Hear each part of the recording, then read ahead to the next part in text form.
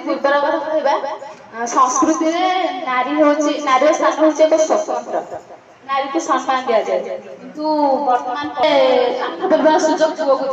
ଝିଅକୁ ଦିଆଯାଏ ନାହିଁ କାରଣ ଝିଅ ପିଲାମାନଙ୍କୁ କୁହାଯାଏ ତୁ ତ ଝିଅ ପାଠ ପଢ଼ିଲେ ଘରେ ରହିବୁ ଆଉ ତୁ ଚାକିରି କଲେ ବି ଘରେ ରହି ରହିବୁ ସେଥିଲାଗି ପୁଅକୁ ସବୁ କ୍ଷେତ୍ରରେ ଆଗୁଆ ଦିଆଯାଏ କିନ୍ତୁ ଜାଣେ ନାହିଁ ଆମ ରାଜନୈତିକ କ୍ଷେତ୍ରରେ ଅର୍ଥନୈତିକ କ୍ଷେତ୍ରରେ ସାମାଜିକ କ୍ଷେତ୍ରରେ ସବୁ କ୍ଷେତ୍ରରେ ଗୋଟିଏ ଝିଅ ହିଁ ଆଗୁଆ ଅଛି। ଆପଣ ଦେଖନ୍ତୁ ସେ ଯୋଉଥିରେ ବି ନାହିଁ ସମସ୍ତଙ୍କର ଗୋଟିଏ ଝିଅ ହିଁ ନେଇଥାଏ ଦେଶର ଅର୍ଥନୀତି ରାଜନୀତି ମଧ୍ୟ ଝିଅମାନେ ସମ୍ଭାଳିଲେଣି।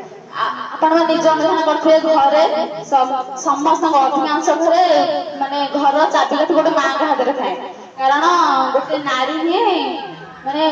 ଅର୍ଥନୀତି ମାନେ ପଇସା ପତ୍ର ସବୁ ଜିନିଷ ଜାଣିପାରିଥାଏ ତା ହାତରୁ ଲୋଭ ବୋଲି ଗୋଟେ ଜିନିଷ ଥାଏ। ଆଜି ଆମ ସମାଜରେ ନାରୀ କଳୁଷିତ ଆମର ଗ୍ରାମରେ ନୁହେଁ ସହରାଞ୍ଚଳରେ ନୁହେଁ ଅନେକ ସ୍ଥାନରେ ମଧ୍ୟ ନାରୀ କଳୁଷିତ ହୋଇଯାଇଛି ତାକୁ ସାଥ ଦେବାକୁ କିଏ ନାହିଁ ସେଥିଲାଗି 1981 ବାଲ୍ୟ ବିବାହ ପ୍ରଥାକୁ ନିଷେଧ କରାଯାଇଛି ଏବଂ